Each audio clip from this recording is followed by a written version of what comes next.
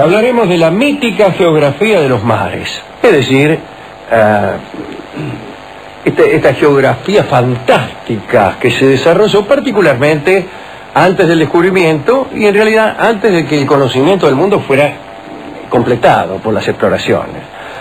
Al existir sectores del globo terráqueo que todavía no habían sido recorridos y que eran solamente conjeturales, poco costaba llenar esos sectores con toda clase de fantasías. Así que hoy hablaremos un poco de esas fantasías. Si examináramos un mapa de la Edad Media, nos llamaría muchísimo la atención una gran cantidad de territorios que nunca han existido, islas, e incluso monstruos dibujados no por adorno, sino también porque se sospechaba su presencia.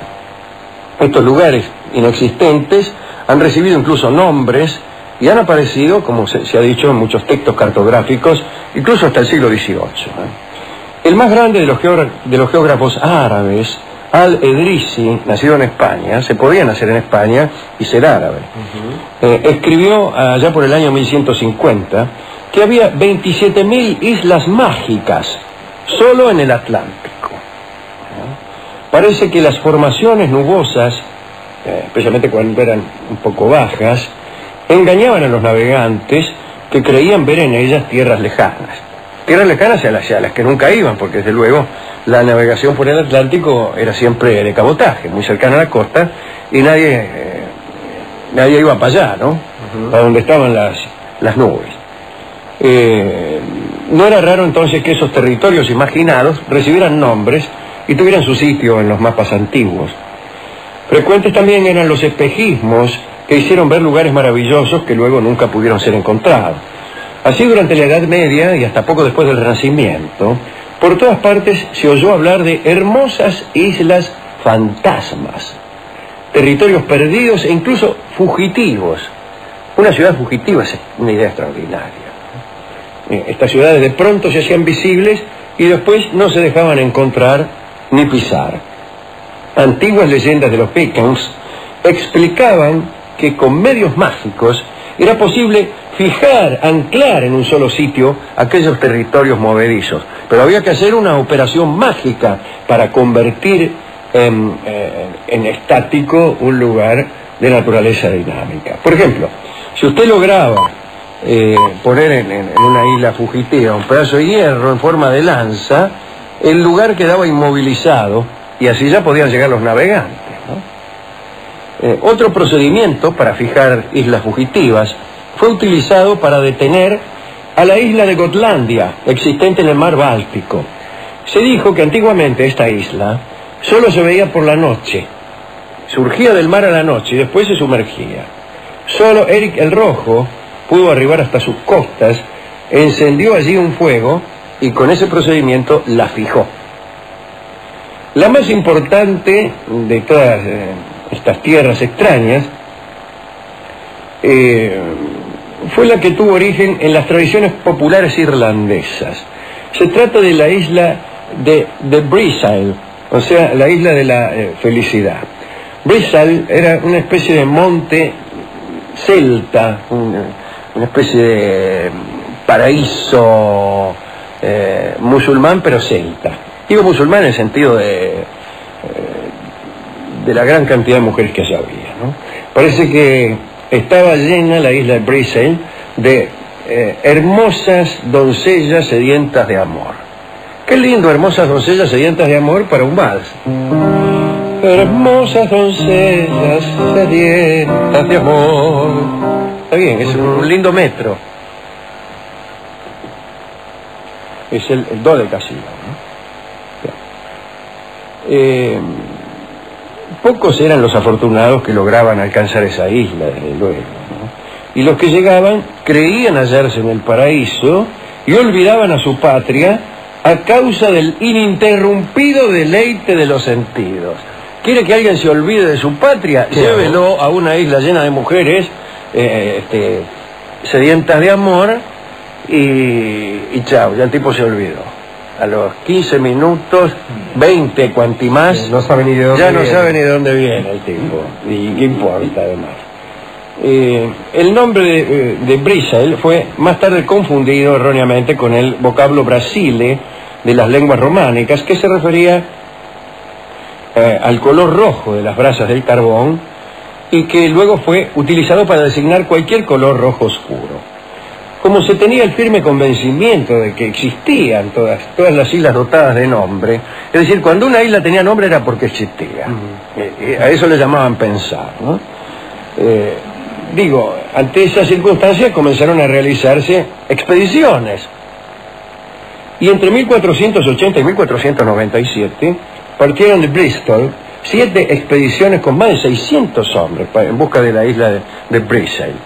Las primeras 6 expediciones no regresaron jamás. La última de ellas, por lo menos, logró descubrir la península del Labrador, que es lo menos parecido a una isla llena de hermosas doncellas sedientas de amor que se pueda pensar. Sin embargo, Caboto, al servicio de los ingleses, Sebastián Caboto, llegó a un lugar buscando esa isla. Le pareció que por ahí estaba cerca de un lugar en el que encontraban con mucha frecuencia una madera tintórea llamada palo campeche, que era roja y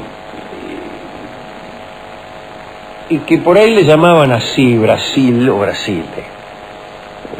Así el nombre de aquella isla fantasma quedó unido al del Brasil. Otra isla fantástica existente en el Océano Atlántico era la Antilla. Supuestamente tenía 7 magníficas ciudades, incluso antes del descubrimiento, ¿no? Cada una de las cuales había sido fundada por un obispo fugitivo de la invasión musulmana. Es decir, se creía que cada tanto se fugaba un obispo huyendo del Islam y siempre iba a dar a la Antilla y al llegar, ¿qué hacía? Pues fundaba una ciudad. Hasta que al 7º dijeron, bueno, hagan alguna otra cosa. La isla era cuadrangular, lo cual facilitaba muchísimo su dibujo, y poseía cientos de fondeaderos para atracar las naves. Bien. Se la creía ubicada al oeste del archipiélago de las Azores, y se pensaba con tal firmeza en la realidad de su existencia que el sabio florentino Toscanelli, que aconsejó a Colón antes de que éste emprendiera su primer viaje, le dijo a Colón que pusiera primero rumbo a Antilla y que luego continuara su viaje para llegar a Asia Oriental. Fue así como al llegar las primeras expediciones a la América Central, se creyó que se había arribado a la Isla Fantástica, y de ahí viene el nombre de las actuales Antillas. Bueno, hay un detalle interesante, ¿no? En los mapas previos a la conquista se escribía mucho la temperatura de las aguas, como isobaras, como isotermas, isotermas del mar, ¿no? Todo esto era producto de la siguiente superstición. Al alejarse de las costas africanas hacia el oeste, iba aumentando la temperatura del agua. Se pensaba que al cabo de muchos kilómetros el agua empezaba a hervir, y suponiendo que un barco osara internarse más de lo debido, no tardaría en naufragar, porque el calor iba a derretir el alquitrán, que se usaba para calafatear los barcos. Los barcos eran de madera, pero estaban tapados, calafateados se llama, es decir, impedir que hubiera huecos, con alquitrán. Imagínese, usted lo hace navegar en agua hervida, no hervida, en agua hirviendo. Sí, se le derrite. Y se le derrite. Cualquier marinero sabe que navegar en agua hirviendo es peligroso. Para no hablar de los marineros que caen al agua en un bar hirviente, y que desde luego se hacen pucheros. El pescado, pescar tiene alguna ventaja. El pescado viene un poco ya hecho caldo. Claro. Y el agua tiene un algo caldoso, si me permite esta palabra que nunca me ha gustado. La palabra caldoso nunca me gustó. Pero bueno, el océano es caldoso. Si hierve, imagínate, está lleno de pescado. Usted saca nada más una ollita de agua hirviendo. Tiene una sopa en la mano. Ya es una sopa. Calcule la cantidad de calamares, de pescados, de algas. qué sé yo, tiburones incluso, bueno, algunos peces son un poco indeseables, pero el pescado ya te lo sacaba cocinado. Claro. Es más, medio que quería salir ya de tanto... y ahí viene el pez volador. Claro, por eso salta. Y son los peces voladores, son los peces de agua hirviendo, porque están continuamente tratando de salir para refrescarse. O sea, entran, respiran y salen. Exacto, ¿no? Pero existe eso. Aquí no dice que sí, acá se creía que sí. Bueno. Otro producto de la geografía mística fue la historia de San Brandán, una de las más famosas historias. Hay en la Biblioteca Vaticana, y en muchos otros lugares, desde luego, un códice del siglo... No un códice, pero la historia está en muchos lugares. No es necesario ir al Vaticano para leer ese libro. La imprenta ha sido inventada allá. Pero la historia data del siglo IX. Su autor fue justamente el monje irlandés San Brandán, y allí cuenta, en este códice, en este libro, las peripecias de un viaje de 7 años por el océano. En aquella travesía se topó Brandán con ballenas del tamaño de grandes islas, en cuyos lomos estaban erigidas enormes ciudades. Fíjese usted, ¿no? ¿Qué lugar tan ingrato y tan peligroso para erigir una ciudad? El lomo de una ballena, porque la ballena en cualquier momento podría recordar su condición cetácea y sumergirse, lo cual sería terrible para las ciudades mencionadas. Aparte le echa el chorrito ese cada tanto, ¿vio? Sí, bueno, por eso podría ser aprovechado incluso por obras sanitarias. Bueno, vio también San Brandán cíclopes y grifos con sus cuerpos de águila y león, y llegó a una tierra reservada solo a los santos, a la que podía adentrarse cruzando en pleno día una barrera de sombras que se mostraban eternas. Esto, como comprenderán, me gusta mucho.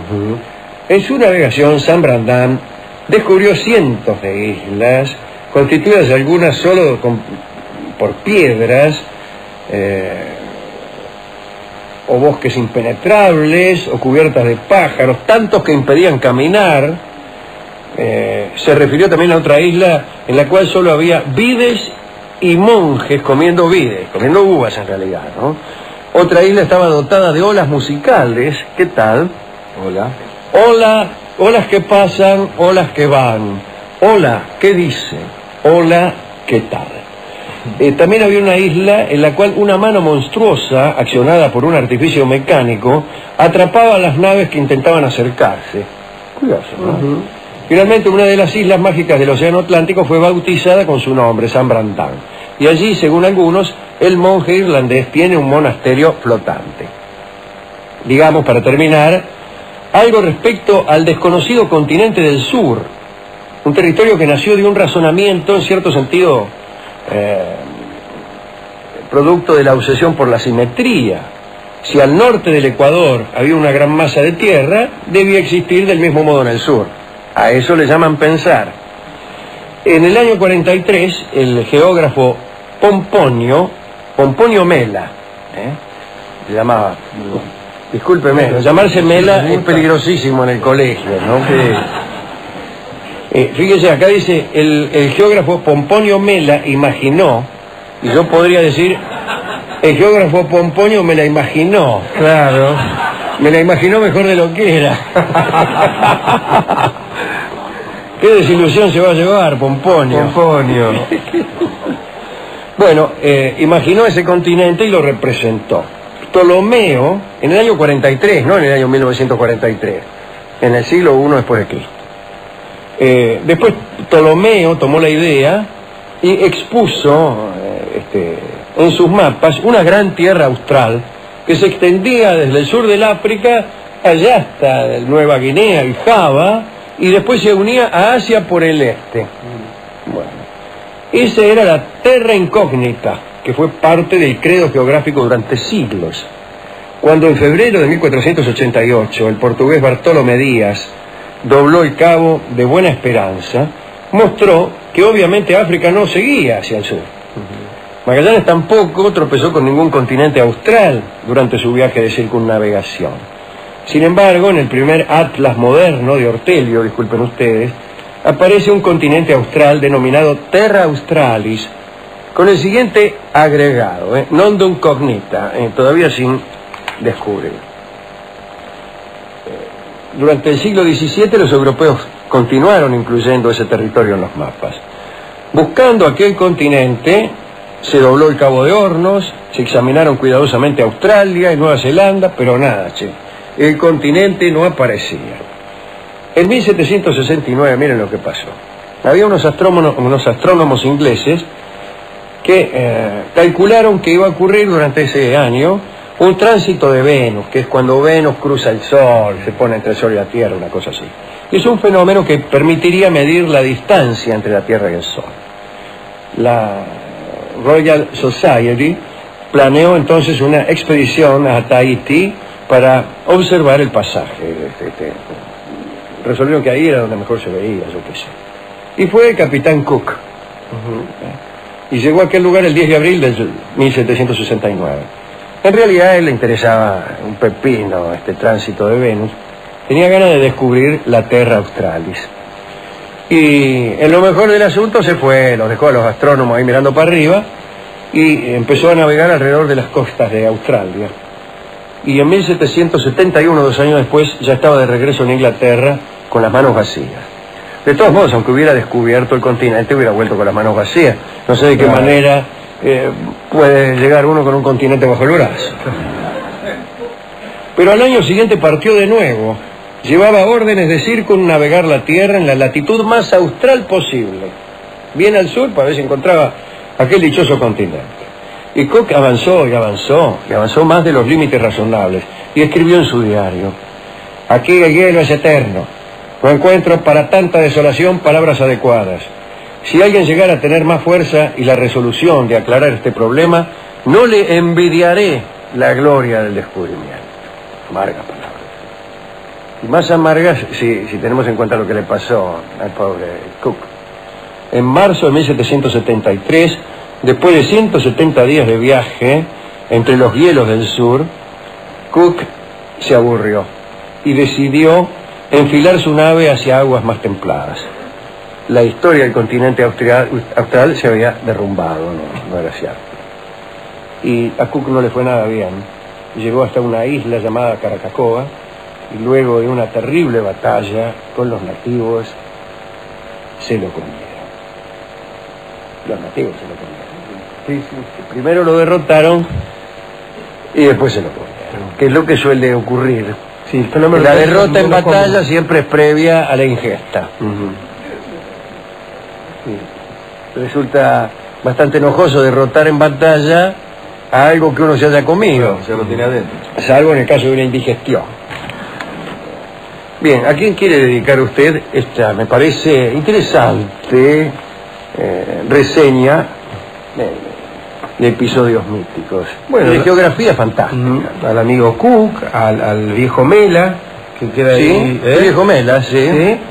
Y al capitán Gulliver, si usted me permite, que ha descubierto algunos lugares interesantes, entre ellos una isla también. Una isla que tiene un lindo nombre. Un lindo nombre, ¿no? Lindo nombre, sí. Bueno. De la isla de la Pucha se llama. Digámosle así. En realidad, digámosle así. Si esto fuera otro programa. Era una isla voladora, la isla de la Pucha. Sí. Era una isla voladora. Aquí se habla de islas flotantes. Jonathan Swift, que era un genio, inventó una isla voladora, que es la isla de la Pucha. Y le puso así, la Pucha, ¿no? Sabiendo lo que quería decir en español. En inglés no significa gran cosa. Es un guiño. Bueno, vamos a utilizar, ya que nos ha quedado una sensación de duda, ¿no es cierto? De cierta incredulidad. Sí. Y entonces escucharemos el vals Parece Mentira, que es lo que nos ha quedado como sensación, en la versión de Karina Biorlegui. Acabo de estar con Karina Biorlegui en el Tazo, viendo el espectáculo que hizo en el Torcuato Tazo. ¿Se cantó algún balsecito, algo usted? Pude cantar un cachito, acá canté un balsecito acompañado afortunadamente por Federico Mizrahi. Así que he estado muy feliz y Karina ha hecho un lindo show en compañía de su quienes están involucrados en sus espectáculos. Así que la felicito. Escuchamos ahora con otro acompañamiento cuál es el famoso y querido trío que usted mismo ha integrado y que yo mismo he integrado alguna vez, y que es en este caso el que forman Carlitos Salmones, Carlitos Soria y Carlitos Juárez. Sí. Adelante. Los Carlitos. Parece mentira, Karina Garlón.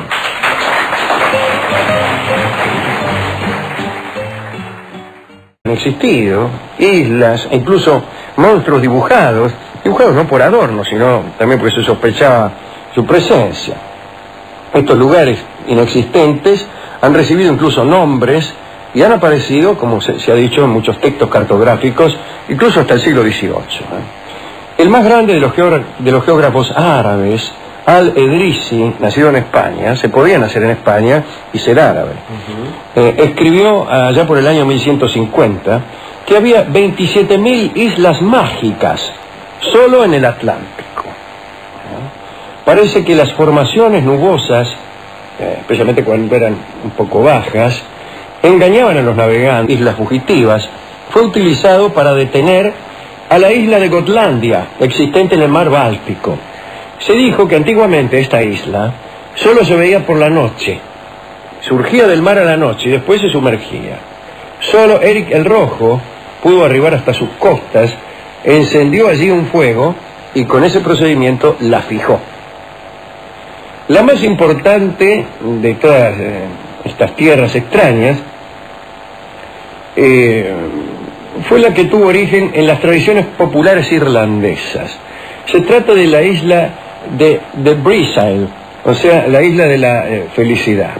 Breasail era una especie de montes que creían ver en ellas tierras lejanas hacia las que nunca iban, porque desde luego la navegación por el Atlántico era siempre de cabotaje, muy cercana a la costa, y nadie iba para allá, ¿no? Para donde estaban las nubes. No era raro entonces que esos territorios imaginados recibieran nombres y tuvieran su sitio en los mapas antiguos. Frecuentes también eran los espejismos que hicieron ver lugares maravillosos que luego nunca pudieron ser encontrados. Así, durante la Edad Media y hasta poco después del Renacimiento, por todas partes se oyó hablar de hermosas islas fantasmas, territorios perdidos e incluso fugitivos. Hablaremos de la mítica geografía de los mares, es decir, esta geografía fantástica que se desarrolló particularmente antes del descubrimiento y en realidad antes de que el conocimiento del mundo fuera completado por las exploraciones. Al existir sectores del globo terráqueo que todavía no habían sido recorridos y que eran solamente conjeturales, poco costaba llenar esos sectores con toda clase de fantasías. Así que hoy hablaremos un poco de esas fantasías. Si examináramos un mapa de la Edad Media, nos llamaría muchísimo la atención una gran cantidad de territorios que nunca... Ciudad fugitiva es una idea extraordinaria. Estas ciudades de pronto se hacían visibles y después no se dejaban encontrar ni pisar. Antiguas leyendas de los vikings explicaban que con medios mágicos era posible anclar en un solo sitio aquellos territorios movedizos, pero había que hacer una operación mágica para convertir en estático un lugar de naturaleza dinámica. Por ejemplo, si usted lograba poner en una isla fugitiva un pedazo de hierro en forma de lanza, el lugar quedaba inmovilizado y así ya podían llegar los navegantes, ¿no? Otro procedimiento para fijar